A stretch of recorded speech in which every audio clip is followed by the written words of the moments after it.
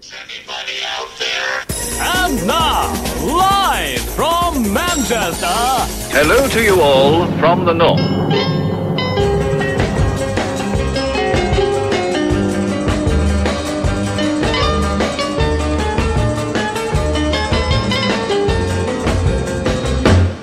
Anyway, Richard Herring is with us, and not content with being top stand-up comedian, touring the country, wowing students and all sorts of people, and having a hit TV show. And no, I'm not content with that. Not content with that. No, you came into music business territory and you did Top of the Pops. I did. It's unbelievable, isn't it? So, if the 16-year-old me had known, I could have. Maybe Joanna Thompson would have gone out with me if she'd known. Right. But then, have you still got her number? Is it worth trying now, perhaps? I don't know. She wouldn't be as good as she looked then when she was. Probably better with that sort of vision intact. Yes, I think so. So Top of the Pops then, which must have been interesting of you because you don't like pop music. Well, no. Well, no, I do kind of, but I'm not big into it, But no, we were hoping Stu and me did it together, and we're hoping we'd maybe get Paul Weller or Pulp or someone really exciting that would meet.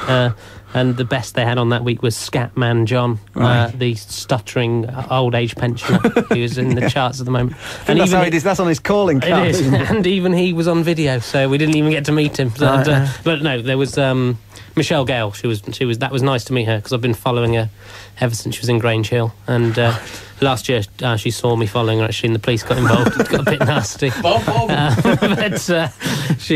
I did that joke on Top of the Pops. Sorry about that, everyone. But it was delightful to see that because when I heard it on the record, I thought that's not so great. But then I met her, and she was really friendly, really nice, and just so full of happiness. Her and her young band of young girls dancing around. It was a delight to see.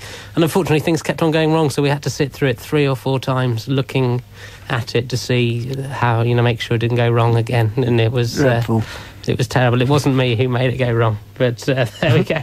But she was lovely, and if she's listening, hello, Michelle. Is there a hidden agenda here? No. Or a rather ill-conceived agenda? Can I put it another way? Are you trying to get off with Michelle Gale? Well, not really, because I'd be a bit scared. Because she's scared? Why? Because she's a big pop star, and I'm just a bloke from Somerset. No, you're a top comedy personality. Oh yeah, I keep forgetting that. But no, we took the mickey a bit, unfortunately, on the show, and got in a bit of trouble. Oh, did it? Why? Was this with the number one? Yeah, with the singing squaddies. Well, Soldier were on, and we made some comments about something like your gran would like it. It was it was White Cliffs of Dover, for God's sake, at number 1. Couldn't believe it, and we made some not slightly sarcastic comments, and actually Jerome Flynn's mum. Who's that? Jerome Flynn. Jerome Flynn. He's the blonde one with the broken nose. She'll be on again now. You be careful. Yeah. She rang up after the show to complain that we'd been sarcastic. So I don't think that, because we were rude about John Bon Jovi as well. Well, that's fairly news. His mum didn't ring up. So I mean, obviously it's because they're quite new to the pop business. Their mums get used to it after a while. You've got to develop a thicker skin. I'm very Mrs. Flynn. I'm very sorry we were rude. They were quite nice guys, and they must have done very well to get. You also said that Jesus was presenting it the following week as well, didn't you? And that wasn't very clever either. And Mark Goodyear, same thing. Close. Right, okay. We'll have another tune and then a song. Thanks very much to Rowan Williams, and it says, can you ask Lard to do a farty noise for anyone at their school?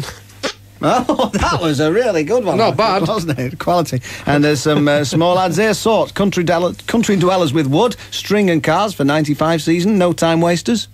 What's that about then? What? What's that? And male, 17, terminally desperate for a pineapple tree. There you go. Could be anything. Freudian. Could be anything. It was The Ballad of John and Yoko by the Beatles. It was released as a single in May '69. It was 2 months after John and Yoko got married in Gibraltar. I always think it's an odd place. You've got the whole world as your lobster and enough money to do what you want to get married in Gibraltar seems odd, really, doesn't it? And in fact, the interesting fact, well, you can be the judge of this, but there's only John and Paul actually playing on that. It's not very interesting, that. True, though. It's not bad for tonight, man. But it's, It's true, though. And the other interesting thing, they're topical of Brent's Bar, because after they'd had the bed in, John and Yoko, Greenpeace, they dropped some activists into that bed, and they occupied it and stopped them rinsing the sheets out in the sea. I think, probably, or something. Right, and now, James Abraham has written, and he says he used to live in Devon in a place called Piddle Trenthide, and he thought that might amuse you, lad. Not at all. Right, OK, then. And he said, because it's environmental issues, he says, please... Oh, I've only just got it. Sorry. Said, please mention the SAS, Surfers Against Sewage, okay, which pressure group which does great work in trying to reduce the 300,000 tonnes of sewage being dumped around our coast every day. But he has, in fact, sent some Uncle Tony's Catalogue Corner. And as is the nature of these things, we have had most of these things before now, but there was one, I mean, there's this particular new one that seems to have cropped up in all these, which is sort of, well, I can only describe it as shagging animal clock, really. Is watch the fun all day long as these naughty animals swing back and forth on a pendulum. Choose from naughty pig, sheep, cow, bull, rabbits or hedgehogs. Bull. Are they real animals? Well, no, I've made my mind up already. I don't think they are real there. I don't know. Unless but it's not actual size. I'd have been interested. Of course, The pig genitalia is very interesting. Well, you could make your own, couldn't you? Like, What's interesting? Pig genitalia. Is it? It's curly. And then... Is it? That's his tail. No, it's not. He's right, our kid. Have a look. It said on your kitchen clock. It said, I must improve my bust with full bloom cream. I mean, does that sound likely? I to you? swear by that. Does that sound... But this is the best one. I haven't seen this one before, so thanks to James in Broadstairs in Kent for this one. Slug Pub. This is a good product, this. And it's only £3.45. It's not a myth. Slugs really do like beer. Slugs can be a real pest to our garden, so just place the bowl in the ground, fill with beer, milk or yeast, it's a bit of a cheat to me, and slugs from as far away as 5 metres, attracted by the smell, will fall in and drown. Completely harmless. Although, evidently not if you're a slug. But why is it just slugs who get singled out for this? Like, why can't there be any other sort of pests who have their own late-night entertainment? Like, you could have aphid chippy or greenfly disco, you see, which would kill all those. Is that kind of thing you buy, Richard? It would, or you could. They could die with the peanuts because there's salt on the peanut slugs. So if they don't even get that far. Ingenious. Brilliant. So you just need a few little scatter trays of those. Yeah. In fact, if you write to slugs in your area and invite them just to a few nibbles, something around Christmas exactly. time, that's really cunning, isn't it? That'll get them. And then you can also, any neighbours that you've got as well, you can hit them over the head with the bottles and kill 2 birds with 1 stone, can't you? Brilliant.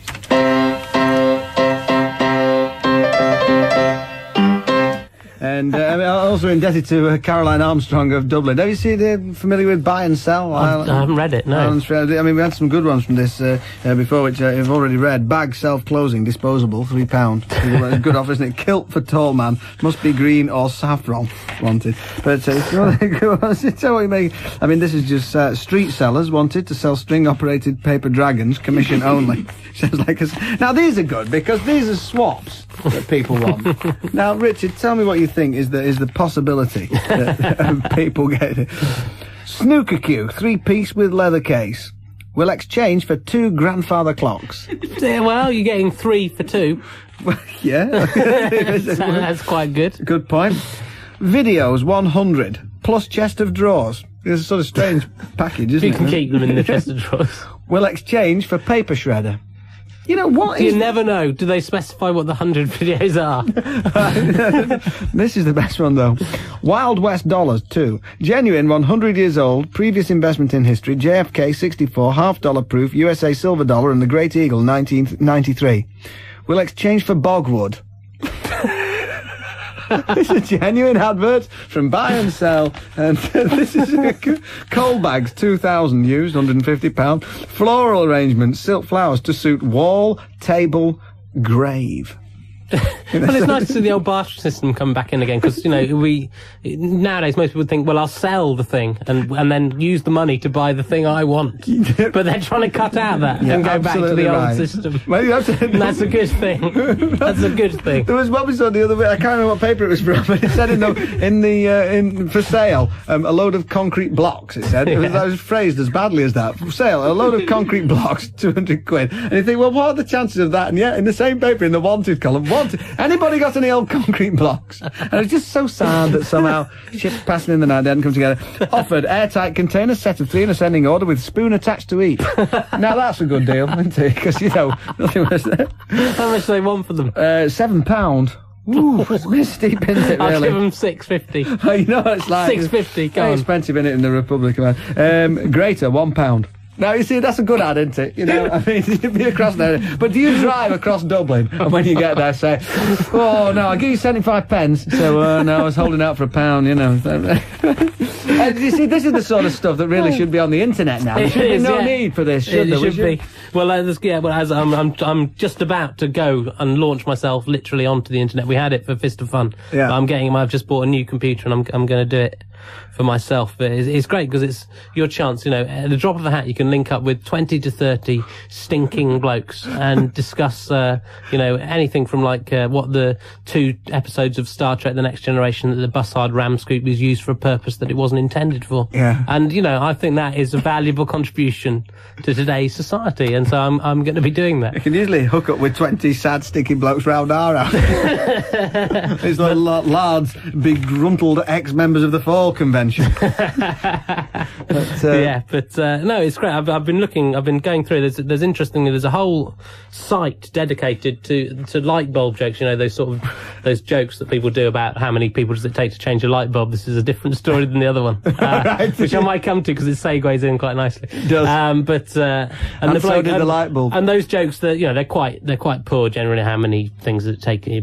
But he's collected every single one that you can think of. This bloke and displayed them, and they take on this surreal sort of thing when you see thousands of them listed one after another. And they're all the same, basically. These jokes. It's like sort of Simon Quinlan, basically from our show, the hobby man whose hobby is collecting light bulb jokes, which is terrifying. And there was also an interesting page about things that have been genuinely discovered by medical people, right, inserted into people's anuses, right. And interestingly enough, yes, that's the medical definition. Yes, that's fine. There's nothing wrong with that. You said farting. And the best one of those was in fact a light bulb, interestingly enough, which had been inserted with the screw-in bit in first. And the bloke, and it was right in. Was it a thread or bayonet? It wasn't reported, but it's either way, it sounds terrible. And the man came into the hospital, apparently, and said, I've done something a little bit stupid. Yeah. And he had, for a bet, supposedly, for a bet. Right. I did it for a bet, doctor. And the way they got it out, because of course the glass and everything was at this end, and you couldn't really just sort of grab hold of it without, if it had broken, well, who knows what would have happened. I'm just drawing a diagram. They used, if you remember those little arrows you used to have as a child with the little suckers on the end, they got one of those from their hospital stores, supposedly, and got it out with eased it out with one of those, and that's very interesting. It is interesting that you'd never have heard of that. It's quite a happy ending to that. It is. That particular it came story, out whole, and they stuck it back in. It worked fine. Did it take to do it? Yeah, that's it. Yes. How many casualty surgeons does it take to change the light bulb? Right. I want to lick the thing. Okay, and I'd just like to point out that when I said about Lard's convention, when I said begruntled, I meant disgruntled, in fact, so I'd just like to put that right. I like begruntled. Begruntled, but I think it's good. It felt convincing. Mark Radcliffe, missing you already.